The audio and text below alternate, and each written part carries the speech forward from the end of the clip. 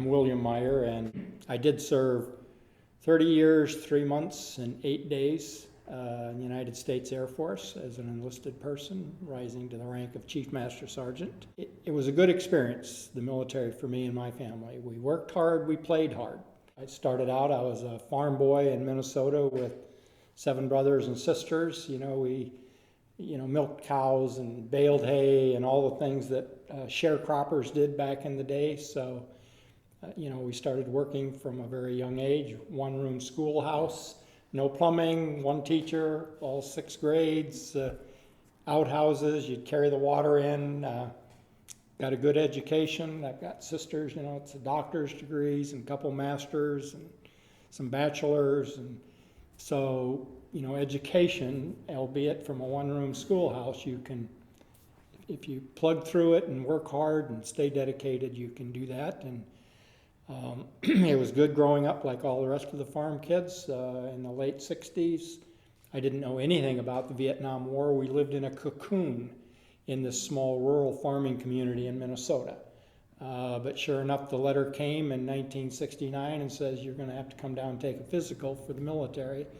And so on that day, I ran down there and joined the Air Force immediately because I couldn't envision myself running around in the mud in the jungle. I didn't even know much about Vietnam, but I just knew that I wasn't a hunter or a fisherman. I didn't like guns. I didn't dislike them. I wasn't into it. My brother at the time was in the Navy, and by way of, he was in the Navy. He was on an aircraft carrier, the Enterprise. My father before us, he'd been in the Navy. He was in Pearl Harbor right after the war. He volunteered as soon as the war started, and he was sent immediately to Pearl Harbor and spent his entire enlistment there. Prior to that, his dad had been in World War I as an Army grunt for a short period of time. And a couple of my uncles, they were in the Army. Several of my cousins, again, my dad was a family of 10, so I had like 70 first cousins or something, And several of my cousins were in the service as well. I don't think any of them stuck it out as long as I did, but several of them were in the Army, Navy. I think I'm the only Air Force person out of that group. Like I say, in '69, when I got that, I joined the Air Force. Immediately, I didn't know what I was going to do. They sent me down to Texas, Lackland Air Force Base, to basic training. I sat there, everybody got jobs. I'm sitting there, the only one out of this flight, no job. I said, you gotta wait, we don't have anything for you. They're working on something. A week or so later, they came back and said, you're gonna be a radio intercept analyst. And the reason they had to wait is they had to do a preliminary security background. Being a dumb farm boy from Minnesota, I didn't know what drugs were. I couldn't have gotten into trouble. So they gave me this top secret code word clearance, and off to Goodfellow out in West Texas, San Angelo, Texas. I went to school to learn how to be essentially a spy, is what we did. And from there, they sent me to Shilinko Air Station, Taiwan. Back then it was called the Republic of China. Chiang Kai-shek was still living there. Yep. Mao Zedong was across the Straits of Formosa, and we started doing our business. I did a lot of things as an analyst. We'd had people monitoring their foreign communications, basically the Chinese and the Vietnamese, and I would get that information via either these linguists or Morse code operators. They would sit and do all the Morse code, and then they would give me the reports. And I would either have to break it out. We had codes from the national security agencies and books and whatnot. You'd break it out, and then if it was of importance, you would report it up the channel, up back into even, I sent a few as a real young, fuzzy-faced, not even shaving airman, straight to the White House of some things that the Chinese were doing that we found out. Pretty exciting business. We played hard. I played a lot of sports there. That was the beginning of my sports career that I've done up through. I played over 40 football, I've been pitching softball for 55 years. I've been doing that. But so then I went from there, and I was supposed to go to Italy. I ended up getting some inflammation in my joints. I went back to Texas to the Air Force Hospital. They were going to throw me out because of that. But they said, okay, we'll send you home for a month, see how you do, come back in, evaluate. If you're the same way, we'll throw you out again for a year and then see how you're doing. And because that was during the draft years, they didn't want anybody trying to game the system to get out. So anyway, I went home, and my dad, being the farmer, he says, well, what did they say? I said, well, exercise, And I said, I can't even, pick up a 6-pack of beer.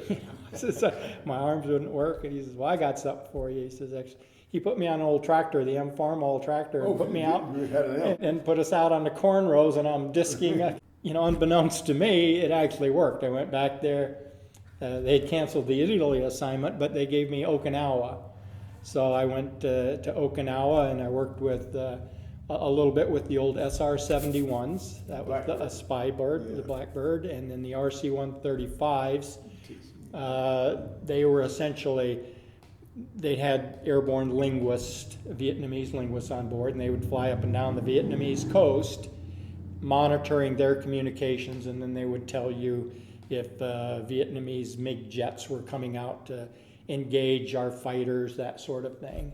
And then they also collected other intelligence against the North Vietnamese, and they would bring that back, and I would analyze that. I didn't fly. I was at Torii Station on Okinawa, a big intelligence collection site, and I would analyze that, report on that sort of thing. And so then at that point in time, I had gotten married. I married a Taiwanese gal, and I met her in a teak store where they were selling, remember teak, the reel-to-reel, and then speakers and sansuis and all that stuff. She was working in there, and one thing led to another, and we got married. But it caught up to me, though, because I had this top secret code word clearance, and she was a foreign national, and they needed us pretty bad during the Vietnam War. But all of a sudden, our manning became sufficient that they said everybody that's married that's on waivers is out. So myself and several others were now left without a job because I was part of that old United States Air Force Security Service. That was part of the NSA, and we were really separate from the Air Force at that time. We were kind of our own branch. So anyway, they took it away. They had to find me a job. I stuffed mailboxes for a while and did other various things, and then they found a job, sent me to Wurtsmith Air Force Base, Michigan. And I worked the SIOP, what they called it, the Single Integrated Operational Plan. That's the country's nuclear war plan. So we were building maps and charts. Right back in the intelligence career field, except now I'm on the operational side of it rather than that. And they reinstated the top secret code word clearance again because I wasn't part of the NSA, the National Security Agency system anymore. So now I'm on the operational side of intelligence. So we did that. We worked with the B-52s for the war planning. Every 6 months we changed out our war plans on how we're going to win this thing. If you ever went to war with Russia, well, nobody would win, but it was theoretically we had a plan in place, and we would revise it every 6 months. And I got sent off to Thailand. From there, I was only there like a year and a half. They sent me off to Thailand, Nakhon Phanom Royal Thai Air Base up in northern Thailand, and that was in about 1975. It was part of a special ops wing, the 56th Special Ops Wing, and they had the helicopters and some OV-10 Bronco observation planes. That was right at the end of the Vietnam War. Those helicopters were used to evacuate Saigon. In the earlier days, they were there to infiltrate and the Ho Chi Minh Trail to help interject supplies and whatnot. But at the end of that tour, I had to go there by myself. So my wife went back to Taiwan and my son went back to Taiwan. And so I was there for almost a year. Probably the highlight of that one, not the highlight, the bad downside of it is I was involved, our unit, in the apprehension of the USS Mayaguez on Koh Tang Island south of Cambodia. They commandeered this merchant vessel, that was ferrying. It's just ferrying supplies and whatnot between, I think, Sadaheep and I forget which other, but between Cambodia and Thailand and stuff. Well, the Khmer Rouge, the communist element of Cambodia, had just taken over like a month or so before this. So when the ship ventured into the territorial waters, which in fact it did, which initially we said it didn't, but it clearly did, they apprehended it and took about 40 hostages or so, and took them off the ship. So then President Ford, along with Kissinger and the Security Council, says we're not going to lose face in Southeast Asia. We're going to show our resolve. We're going to go in and get these people because these are pirates that took them, and all the political things that go on. So we were the closest special operations unit. There were no Marines available in the area. So, and we told them we don't have any intelligence. I was in the intelligence business up there. It's all old. It's 5-6 years old. There would have been no reason to have much resistance there or anything else, but we need reconnaissance and whatnot. Well, Kissinger and them didn't want to wait that long. They said, just go in and get them. So we put together plans and to extract these people and rescue the people. And it turned into be a debacle and a half. There were no Marines. We had a small detachment of Marines on the base at Nakhon Phanom, which they called, NKP or Naked Fanny for various reasons. But there was no combat troops there except these few Marines. So they asked these young Air Force people, security policemen. They had no training in that. They're there to, keep people safe on the base and perimeter defense and a little bit, but not that sort of thing. But they went into the NCO club, asked for volunteers, and, we had a lot of people on base. So they got like 18, 20 of these young kids to volunteer and loaded them all up with grenades and weapons and whatnot and put them on a Chinook helicopter or the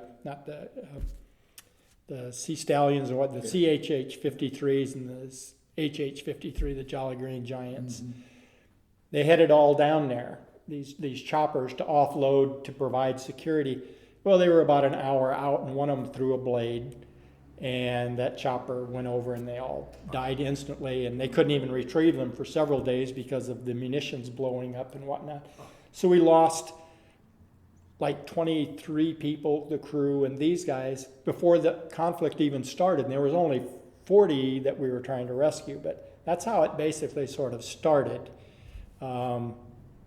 Our choppers go in there. Once they got there, they came under heavy fire, and some of the pilots were killed. Some of the choppers were kind of okay, the rescue helicopters, because they had foamed fuel tanks, so they could take a lot of hits and still not. The other transport ones didn't.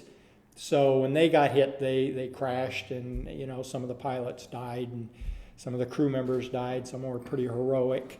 And the whole time, they'd already were releasing these 40 people anyway. So it was one of these things that diplomacy could have gotten them out, but we wanted to show a military resolve in the area. And again, we sacrificed more people because several people got killed on the Koh Tang Island there than what we actually theoretically rescued, and that was what the deal was, but they were already released.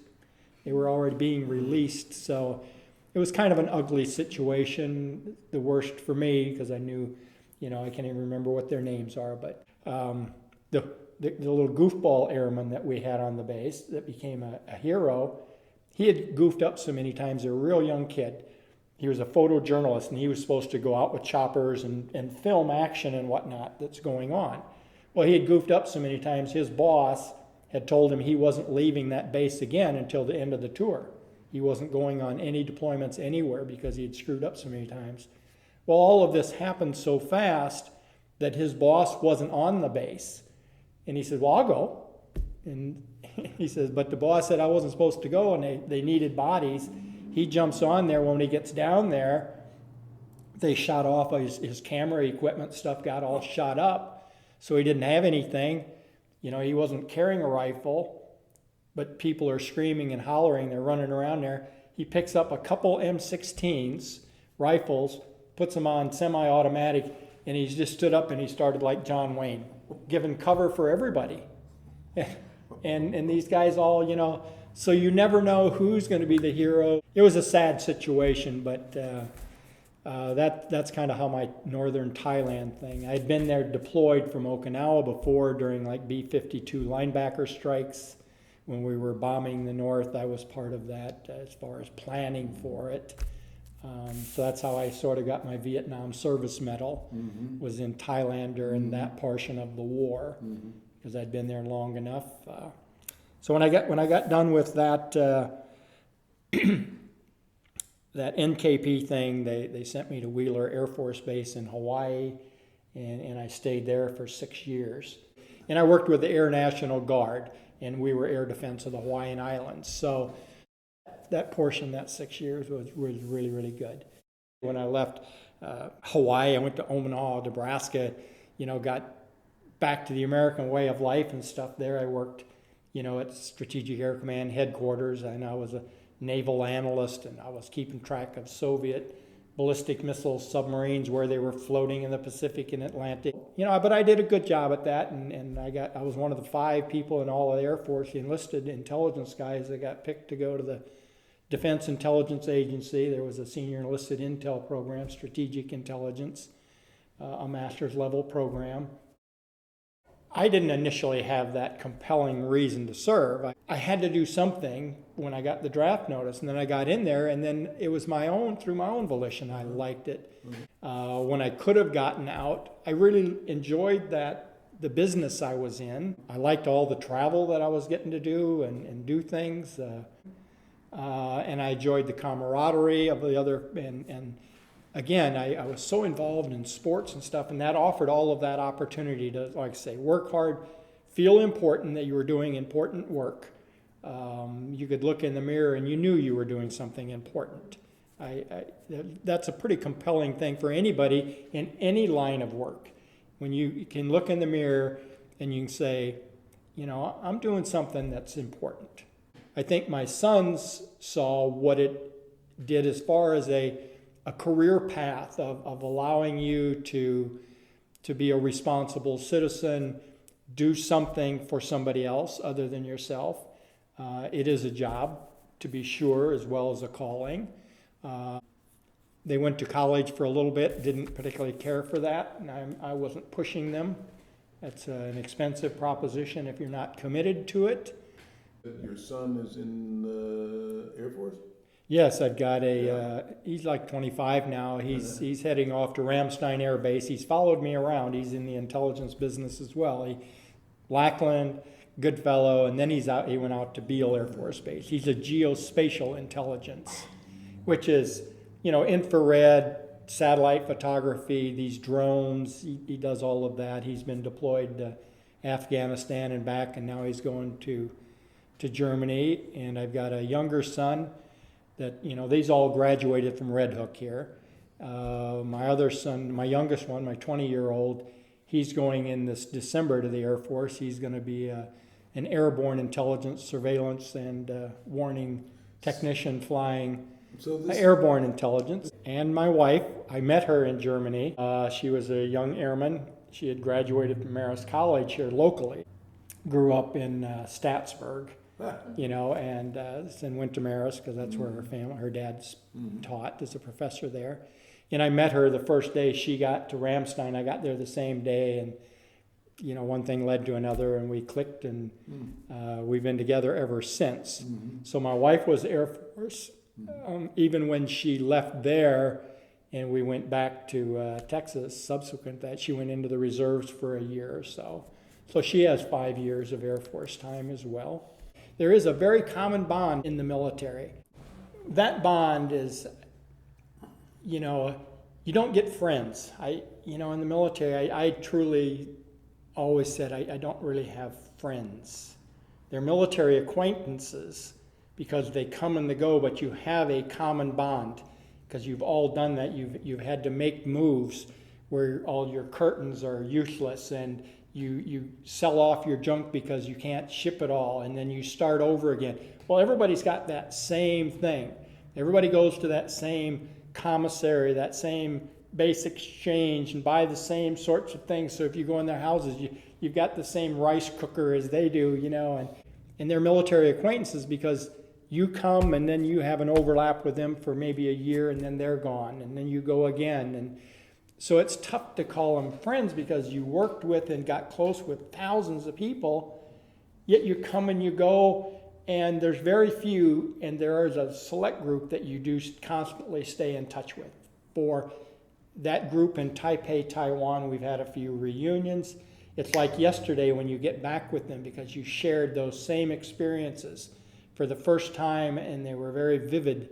And so you do have a bond, and that's why the VFW is kind of a lifesaver for me because I'm not from this area. I don't know the people. I don't know the residents here. I'm not a native Red Hooker.